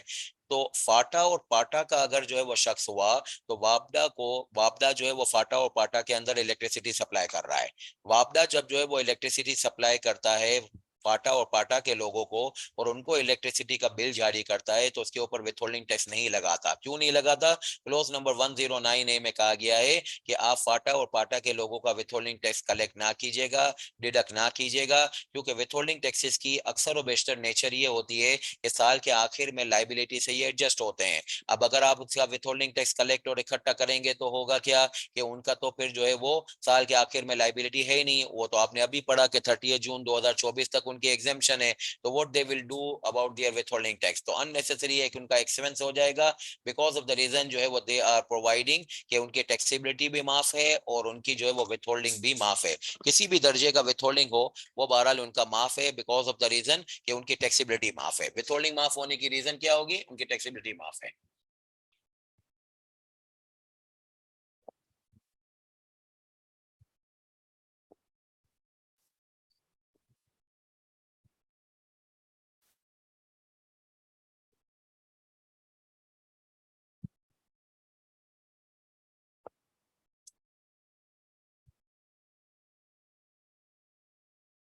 अच्छा, अब मैं आपको एक मजीद जो है वो बात बताऊं, आजाद जम्मू एंड कश्मीर और गिलगित बल्तिस्तान के ऊपर हम जो है वो ऑर्डिनेंस को कैसे अप्लाई करते हैं। आजाद जम्मू एंड कश्मीर और गिलगित बल्तिस्तान के बारे में अभी मैंने आपको बताया कि वो पाकिस्तान का पार्ट नहीं है, कॉन्स्टिट्यूशन के अंदर लिखा हुआ है। Azad Jammu and Kashmir independent jurisdiction है और उन्होंने इनकम टैक्स ऑर्डिनेंस को जो है वो हमने तो एक्सटेंड नहीं किया, मगर उन्होंने ही खुद जो है उसको एडॉप्ट किया हुआ है with necessary modification. Azad Jammu and Kashmir council और गिलगित बल्तिस्तान काउंसिल ने हमारे जो है वो इनकम टैक्स लॉ को एडॉप्ट कर लिया है, उनकी लेजिस्लेटिव असेंबलीज ने इसको एडॉप्ट किया हुआ है, मगर keeping in view of their status as not being part of Pakistan, जो टैक्स पे करते हैं, डिडक्ट करते हैं अगर हम वहां पे उस टेरिटरी में, तो वो हमारा फॉरेन इनकम टैक्स कहलाता है और thus will be entitle for claim of foreign tax credit. जैसे मैं आपको बताऊं, अलकरम है, अलकरम टेक्सटाइल का जो ये आउटलेट है जिसको अलकरम स्टूडियो बोलते हैं, ये गिलगित बल्तिस्तान में इनका जो है वो आउटलेट है। इसके अलावा आजाद जम्मू एंड कश्मीर में आउटलेट है। वहां पे जो है वो जो रिटेल आउटलेट ये ऑपरेट करते हैं उसको जो है वो वहां पे टैक्स करवाते हैं, और टैक्स करवाने के बाद इसको जो है वो पाकिस्तान में ये बोलते हैं कि ये हमने फॉरेन इनकम टैक्स पे किया है। जाहिर बात है वो रिटेल आउटलेट जो आजाद जम्मू एंड कश्मीर का है वो पाकिस्तान के ऑपरेशंस के साथ कंबाइंड तो होगा, तो पाकिस्तान में जो है वो जब इसकी दोबारा टैक्सेशन होने लगती है आजाद जम्मू एंड कश्मीर या गिलगित बल्तिस्तान के आउटलेट की, तो वो इस टैक्सेस को जो कि आजाद जम्मू एंड कश्मीर और गिलगित बल्तिस्तान में पे करते हैं उसका एक क्रेडिट क्लेम करते हैं। वो क्रेडिट कैसे क्लेम होता है, वो सेक्शन 103 में लिखा हुआ है। बहरहाल आपको जितना टैक्स वहां पे आपने दिया था वो क्रेडिट के तौर पे क्लेम हो जाएगा, you should not be worried कि मेरा डबल टैक्स हो जाएगा, but this is the mechanism कि first you have to pay tax there because of the reason they are the foreign territories for the applicable application of the law, and after that whatever the tax that you have paid there will not be a cause of burden for you over the double taxation matter, आपको उसका credit claim हो जाएगा। अच्छा, फिर मजीद एक बात जो है वो आपको यहाँ पे मैं बता रहा हूँ, close number 46 double A part 4 second schedule में ये लिखा हुआ है कि अगर कोई शख्स जो है वो पेमेंट करे सप्लाई ऑफ गुड्स की, रेंडरिंग ऑफ सर्विसेज की या एग्जीक्यूशन ऑफ कॉन्ट्रैक्ट की, और वो बंदा जो है वो आजाद जम्मू एंड कश्मीर का हो यानी कॉन्ट्रैक्टर हो या बहरहाल सप्लायर हो, तो वो वहां से एक सर्टिफिकेट लेके आए अपने कंसर्न इनकम टैक्स अथॉरिटी से, तो आप उनका विथहोल्डिंग टैक्स ना काटिएगा। यानी हम बहुत सारी जो है वो चीजें आजाद जम्मू एंड कश्मीर या गिलगित बल्तिस्तान के सप्लायर से खरीद रहे हैं, अगर जो है वो आजाद जम्मू एंड कश्मीर के सप्लायर से खरीद रहे हैं, अगर आजाद जम्मू एंड कश्मीर का कोई सप्लायर हो और वो आपको जो है वो वहाँ की टैक्स अथॉरिटी का एक सर्टिफिकेट प्रोवाइड कर दे कि मैं वहाँ पे जो है वो टैक्स देता हूँ, तो उसकी बेस पे आप पाकिस्तान में उसका विथहोल्डिंग टैक्स ना काटिएगा, क्योंकि पाकिस्तान में तो ये है कि हम आजाद जम्मू एंड कश्मीर के टैक्स को फॉरेन टैक्स के नाम से यहाँ पे क्रेडिट दे देते हैं, मगर आजाद जम्मू एंड कश्मीर में पाकिस्तान में पे किया हुआ टैक्स फॉरेन टैक्स के तौर पे क्लेम नहीं हो सकता। तो बिकॉज ऑफ द रीजन वहां पे डबल टैक्सेशन आपके ऊपर हो जाएगा, you are already paying the tax there, because of the reason जो है वो हम पाकिस्तान में आपका विथहोल्डिंग टैक्स नहीं काटेंगे। इसके लिए आपको ये तरकीब देनी पड़ेगी कि आप वहां के कमिश्नर का हमें सर्टिफिकेट दे दें, मगर इसके ऊपर बहरहाल फॉर द टाइमिंग ये क्लोज नंबर 46 डबल ए जो है ये सिर्फ और सिर्फ आजाद जम्मू एंड कश्मीर के लिए फॉर द टाइमिंग है। इसके ऊपर जो है वो गिलगित बल्तिस्तान ऐड होना चाहिए, मगर वो अभी तक ऐड नहीं हुआ, तो मैं आपको चौकन्ना कर रहा हूँ, यहाँ पे क्लॉज 46 डबल ए में सिर्फ और सिर्फ आजाद जम्मू एंड कश्मीर का मामला है। अच्छा, इसकी एक एग्जांपल मैं देता हूँ। जी बिल्कुल, अपना अदनान, अगर आप सेल टैक्स का सवाल पूछ रहे हैं तो बहरहाल जो है वो आजाद जम्मू एंड कश्मीर और जो गिलगित बल्तिस्तान में अगर आप सेल करते हो पाकिस्तान से, तो वो एक्सपोर्ट कहलाती है, जीरो रेटेड है। अच्छा, अब आइए एक एग्जांपल कराते हैं, ये वाली आजाद जम्मू एंड कश्मीर की और टैक्सेशन रियल एग्जांपल है। आपने नाम सुना होगा शहजाद रॉय का, ये जिंदगी ट्रस्ट को रन करते हैं, ये जो सिंगर हैं से शहजाद रॉय। शहजाद रॉय की जो जिंदगी ट्रस्ट है उसका one of the core mission ये है कि वो चेन ऑफ स्कूल्स को रन करते हैं जिसका नाम है फातिमा जिन्ना स्कूल्स। और इनकी नॉर्दर्न एरियाज में चूंकि ये आगा खानी है तो बहरहाल जो है वो आगा खानियों का जो है वो ये गिलगित बल्तिस्तान ये नॉर्दर्न एरियाज में बहुत बड़ा काम हो रहा है। तो ये जो है वो वहां पे उन्होंने जो है वो काफी स्कूलें रिसेंट पास के अंदर बनाई है। तो वही एग्जांपल मैं आपको करवा रहा हूँ। If the trust has built up the schools in erstwhile FATA, PATA, Azad Jammu and Kashmir and Gilgit Baltistan through appointment of necessary contractors, जाहिर बात है अगर गिलगित बल्तिस्तान में वो कोई स्कूल बना रहे हैं तो वहां के कॉन्ट्रैक्टर को ढूंढेंगे। आजाद जम्मू एंड कश्मीर के जो है वो कोई सप्लायर है, आजाद जम्मू एंड कश्मीर के अंदर जो है वो स्कूल बना रहे हैं तो वहां के कॉन्ट्रैक्टर को ढूंढेंगे। फाटा और पाटा का जो है वो अगर एरिया है तो वहां के कॉन्ट्रैक्टर को ढूंढेंगे। तो मैं आपको ये बताना चाहता हूँ कि यहाँ पे जो सीएफओ बैठा हुआ है जो हमारा स्टूडेंट ही है, वो उनका विथहोल्डिंग टेस्ट काटेगा, कॉन्ट्रैक्टर का नहीं काटेगा। कॉन्ट्रैक्टर के केस में विथहोल्डिंग टेस्ट काटने की रिक्वायरमेंट जो है वो फॉरेन टेरिटरी में जो है वो 8% है, और लोकल टेरिटरी में जो है वो 8.5% है। बहरहाल रेट को अभी याद रखने की इतनी जरूरत नहीं है, बस इस वक्त आप ये समझ के जाइएगा। इंशाल्लाह रेट वगैरह आगे जो है वो क्लासों में आपको हैंडल हो जाएंगे। आज की क्लास में ये समझ के जाइएगा कि आजाद जम्मू एंड कश्मीर का जो कॉन्ट्रैक्टर है, आजाद जम्मू एंड कश्मीर के अलावा गिलगित बल्तिस्तान का या फाटा या पाटा का, उस कॉन्ट्रैक्टर के साथ आप डीलिंग करते वक्त विथहोल्डिंग टैक्स काट रहे हैं कि नहीं काट रहे। तो पहले तो मैं बात करूंगा फाटा और पाटा की। Withholding tax shall not be deducted under Section 153 out of payment to contractor of erstwhile FATA and PATA in pursuance of non-applicability of withholding tax, जो क्लोज नंबर 109A कह दीजिए, क्लोज नंबर 1110 कह दीजिए, जो कि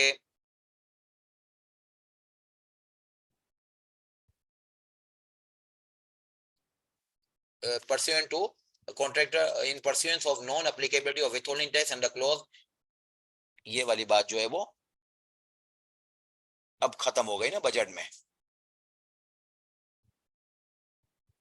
ये वाली बात खत्म हो गई। Withholding tax shall not be deducted, क्यों नहीं डिडक्ट होगी? क्योंकि जो है वो आपकी विथहोल्डिंग टैक्स की डिडक्शन करने की रिक्वायरमेंट को माफ किया गया है। कब तक माफ किया गया है?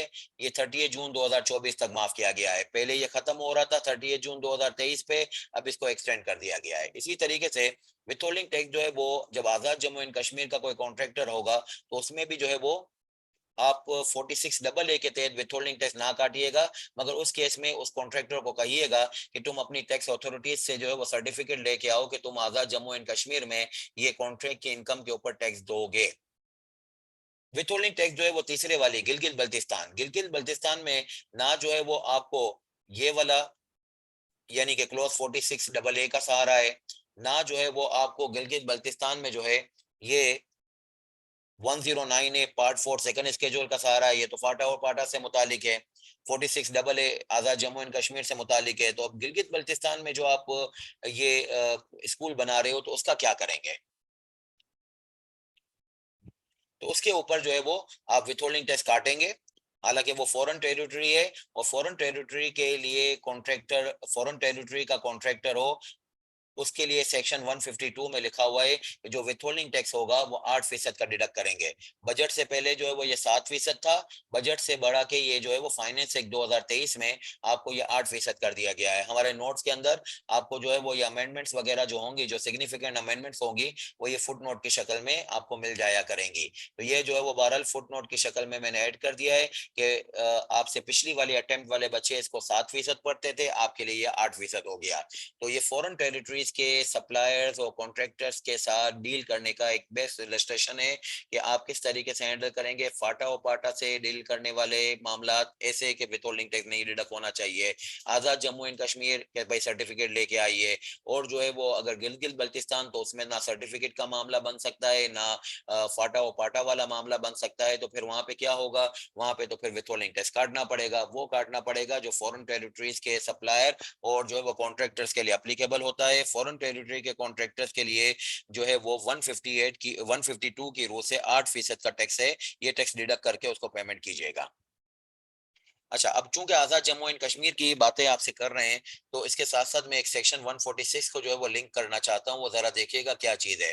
Section 146 prescribe the mechanism for recovery of tax from person who have been assessed in Azad Jammu and Kashmir and Gilgit Baltistan but tax could not be recovered from them. ये मफरूर हैं, वांटेड लोग हैं, यानी टैक्स अथॉरिटीज बहरहाल आजकल तो आपको मालूम है अरेस्ट भी कर लेती हैं, जेल में भी बंद कर देती हैं।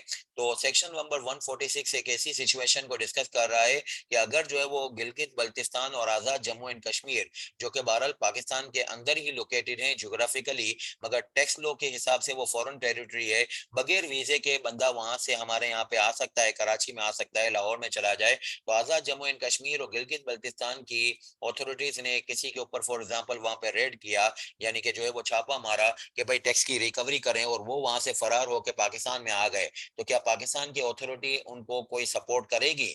यानी कि उनको जो है वो मफरूर लोगों को डिस्कवर करना और उनसे टैक्स इकट्ठा करके उनको पे करना, यानी गिलगित बल्तिस्तान और आजाद जम्मू एंड कश्मीर के टैक्स अथॉरिटीज को पे करेंगे? बिल्कुल करेंगे। वहां पे जो पुलिस है, फौज है, वो भी हमारे पास मौजूद है, वो हमारी मौजूद है, यानी वो हमारी एडमिनिस्ट्रेटिव स्टेट तो हैं, खाली लॉ की इन्फोर्समेंट के लिए वो हमसे अलग हैं। तो बहरहाल इसी दर्जे में हम ये बोलेंगे कि बिल्कुल वो हमारी एडमिनिस्ट्रेटिव स्टेट है, और सेक्शन 146 इसके ऊपर बाकायदा डिस्कस कर रहा है।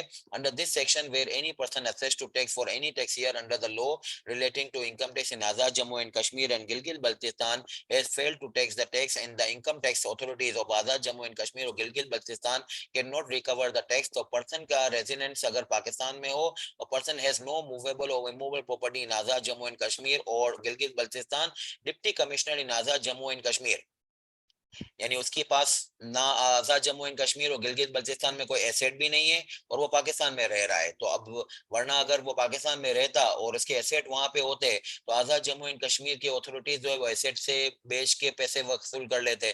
एसेट्स भी नहीं है, बंदा भी जो है वो पाकिस्तान में आके छुप गया है। तो deputy commissioner Azad Jammu and Kashmir का या गिलगित बल्तिस्तान का जो है एक सर्टिफिकेट जो है वो प्रिस्क्राइब फॉर्म में, इसका बाकायदा एक फॉर्मेट है, वो कमिश्नर हमारे पाकिस्तान के कमिश्नर को भेजेंगे, और ये पाकिस्तान का कमिश्नर जो है वो उस सर्टिफिकेट के बेस पे जिसमें ये मेंशन होगा कि कौन सा बंदा है और उससे कितना अमाउंट है, shall recover the tax referred to in the certificate. The certificate of recovery must mention the place of residence of person in Pakistan, यानी कि ये सर्च वारंट की शक्ल में मामला नहीं चलेगा कि हम जो है वो बहरहाल छापा मार टीमों को इधर उधर रैंडम जो भगाते रहे। जो deputy commissioner Azad Jammu and Kashmir और गिलगित बल्तिस्तान का हमारे कमिश्नर को डायरेक्शन दे रहा होगा, उसके अंदर ये भी लिखा हुआ होगा कि भाई वो बंदा आपको मिलेगा कहाँ, पाकिस्तान में वो कहाँ पे छुपा हुआ है, और इसके साथ अमाउंट भी जो है वो उसके अंदर लिखा हुआ होगा। वो अमाउंट जो कि जो है वो बहरहाल टैक्स आउटस्टैंडिंग का अमाउंट होगा, जो कि अनरिकवर्ड अमाउंट होगा, along with details of immovable property situated in Pakistan. और इसके अलावा अगर उसके पाकिस्तान में कोई एसेट्स है उस मफरूर के, तो उस एसेट्स की आइडेंटिफिकेशन या निशानदही भी होगी। तो ये जो है वो आजाद जम्मू एंड कश्मीर एंड गिलगित बल्तिस्तान, जो कि बहरहाल एक यूनिक प्लेसेस हैं विद इन पाकिस्तान, उसकी टैक्सेशन से मुतालिक जो है वो सारी सैर हासिल गुफ्तगू हुई, और इसके अलावा फाटा और पाटा की टैक्सेशन से मुतालिक भी कि हमारी सैर हासिल गुफ्तगू हुई। तो ये थी हमारी आज की क्लास। इंशाल्लाह अगली क्लास में बात मजीद बढ़ाएंगे। अगली क्लास में इंशाल्लाह हम सेक्शन नंबर 4 पढ़ेंगे। सेक्शन नंबर 4 जो है वो चार्जिंग सेक्शन होता है।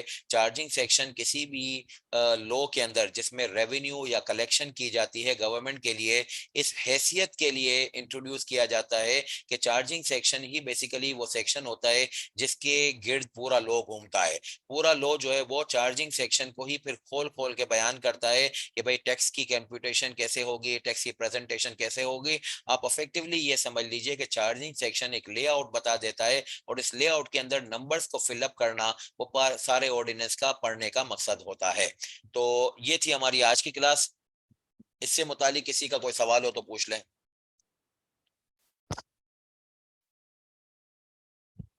अच्छा, this could be completely irrelevant. Why do we consider Azad Jammu and Kashmir and Gilgit Baltistan separate legally while they were one state before? Gilgit Baltistan और आजाद जम्मू एंड कश्मीर अपना, आप अदनान थोड़ा गलत कह रहे हैं। गिलगित बल्तिस्तान और आजाद जम्मू एंड कश्मीर जो है ये बाय ऑप्शन जो है वो हमारे पास इनवाइट है। लॉर्ड माउंटबेटन ने कायदे आजम के साथ मिलके जो नक्शा खींचा था उसके अंदर आजाद जम्मू एंड कश्मीर भी हमारा पार्ट नहीं था, उसके अंदर गिलगित बल्तिस्तान भी हमारा पार्ट नहीं थे, या फाटा और पाटा के इलाके भी पार्ट नहीं थे। और एक और इलाका है जो कि बहरहाल अब उसके ऊपर तो ये डिस्कशन नहीं होती है, मगर वो भी बहरहाल 1960 में हमारे अंदर मर्ज हुआ है, वो है गवादर। तो ये सारे 5 इलाके जो हैं, आजाद जम्मू एंड कश्मीर, गिलगित बल्तिस्तान, फाटा, पाटा और इसके अलावा मजीद ये कि गवादर, ये 5 इलाके उस नक्शे में है ही नहीं जो लॉर्ड माउंटबेटन ने कायदे आजम के साथ डिस्कस किया था। अच्छा सर, एसआरओ रिपील होना समझ आ गया, लेकिन why exemptions are kept separately in sections and second schedule, why not a single place? अच्छा ये तो हमारा टॉपिक था। असल में आपने उस बात को नोट नहीं किया जो मैं समझाना चाह रहा था। मैंने ये कहा था कि एसआरओ की बेस पे सेकंड स्केड्यूल में कुछ भी आगे पीछे किया जा सकता है। तो एसआरओ के ऊपर कंट्रोल जो है, यानी कि सेकंड स्केड्यूल के ऊपर कंट्रोल जो है वो एसआरओ का है। और एसआरओ जो है वो कौन जारी कर रहा है? Federal government. तो इसका क्या मतलब हुआ? इसका मतलब ये हुआ कि जो ऑर्डिनेंस के अंदर एग्जेम्पशन मौजूद हैं वो एसआरओ बेस नहीं है, वो एसआरओ से टेलर नहीं हो सकते हैं, उसके ऊपर एसआरओ की हुकूमत या फेडरल गवर्नमेंट की हुकूमत नहीं चलेगी। उसमें तो अवाम के रिप्रेजेंटेटिव जिसको हम कहते हैं पार्लियामेंट, उसके थ्रू जो है वो अमेंडमेंट होगी, मॉडिफिकेशन होगी, एडिशन होगी। ये दो सेट ऑफ एग्जामिशन इन्होंने इसलिए बयान किए हैं, एक को ज्यादा हाई लेवल का रुतबा देना था, एक को जो है वो सबऑर्डिनेट एग्जामिशंस का दर्जा देना था, जिसमें एक सबऑर्डिनेट जो है वो आगे पीछे कर रहा है, एक में पार्लियामेंट खुद कर रही है। तो बहरहाल इसलिए दो सेट बनाए। क्लियर है फसी? अगर आप कहें कि एग्रीकल्चर इनकम को एसआरओ से हम आगे पीछे कर दें, नहीं वो नहीं हो सकती है। नासिर मैंने अभी आपको बताया, सेक्शन नंबर 53 ये कहता है कि जो भी एग्जेम्पशन और कंसेशन सेकंड स्केड्यूल में लिखी हुई होती हैं उसके ऊपर फेडरल गवर्नमेंट एसआरओ जारी करके उसमें कभी भी आगे पीछे, यानी कि उसमें 3 वर्ड लिखे हुए हैं, उसमें एडिशन भी कर सकते हैं, उसमें मॉडिफिकेशन भी कर सकते हैं, उसको ओमिट भी कर सकते हैं। जब भी एसआरओ के बेस पे कोई एडिशन मॉडिफिकेशन वगैरह होगी वो साल के आखिरी दिन खत्म हो जाएगी। अगर अगले साल इसको फर्दर कंटिन्यू करना हो तो उसके लिए फिर अनदर एसआरओ जारी करना होगा। मजीद ये कि साल के दौरान में जितने भी एसआरओ जारी होते हैं वो सारे के सारे एसआरओ जो है वो पार्लियामेंट से ईयर एंड के बाद रेटिफाई होते हैं। रेटिफाई मतलब उसको नॉलेज में दिया जाता है। सेकंड स्केजुअल एग्जामिशंस आज के दिन 12 एसआरओ बेस्ड हैं। ये नहीं है कि उसमें पार्लियामेंट जो है वो नहीं डाल सकती, पार्लियामेंट भी डाल सकती है, मगर ये कि बहरहाल एसआरओ की भी उसके अंदर हुक्मरानी मौजूद है। फेडरल गवर्नमेंट के पास पावर है कि वो एसआरओ की बेस पे उसको आगे पीछे कर सकते हैं। अदनान, वो एग्रीकल्चर इनकम ऑलवेज जी 1947 से एग्रीकल्चर इनकम एग्जाम्प्ट है। 1947 से एग्जाम्प्ट है। जब से पाकिस्तान बना है एक भी दिन एग्रीकल्चर इनकम के ऊपर इनकम टैक्स जो है वो बहरहाल नहीं लगा है। एग्रीकल्चर इनकम के ऊपर प्रोविंशियल टैक्स वगैरह कुछ लगते हैं, मगर बहरहाल इनकम टैक्स नहीं लगा, एक भी दिन नहीं लगा। चलें, सारे सवालात के जवाब हो गए। इंशाल्लाह अगली क्लास में आपसे मुलाकात करते हैं।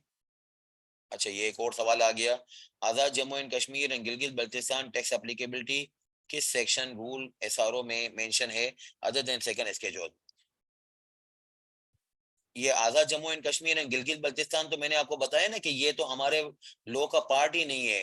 यानी कि नवीद आपने वो पॉइंट लिया, मैंने आपको पूरा हैंड आउट भी शेयर किया है, उसके अंदर मैंने आपको ये समझाने की कोशिश की है कि हम तो वहां पे लॉ बना ही नहीं सकते, तो फिर आप हमारे एसआरओ को क्यों पूछ रहे हैं? सेकंड स्केड्यूल में कैसे एसआरओ आ सकता है गिलगित बल्तिस्तान और आजाद जम्मू एंड कश्मीर?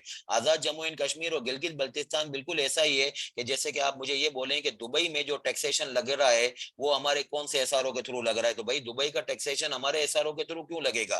हमारे एसआरओ में कभी भी, हमारे डॉक्यूमेंट के अंदर कभी भी फॉरेन टेरिटरी का टैक्सेशन नहीं होगा। तो आजाद जम्मू एंड कश्मीर और गिलगित बल्तिस्तान की जो मैंने पूरी हैंड आउट अभी आपको 2 पेज की शेयर की है, उसका क्रक्स ये निकलता है कि they are self regulated territories, उनका अपना कानून है, वो उसके तहत रेगुलेट होते हैं। हाँ, विथहोल्डिंग टैक्स से मुतालिक जो है वो कुछ बातें मैंने अभी आपको बताई कि अगर आप आजाद जम्मू एंड कश्मीर के सप्लायर को, कॉन्ट्रैक्टर को या सर्विस प्रोवाइडर को आप जो है वो कोई पेमेंट कर रहे हो तो विथहोल्डिंग टैक्स ना काटिएगा, क्योंकि उन्होंने अपने टैक्स अथॉरिटी से अपना सर्टिफिकेट दे दिया हो। इसके ऊपर मैंने वो आपको बताया था कि close number 46AA part 4 second schedule के अंदर इसका रेफरेंस दिया था मैंने।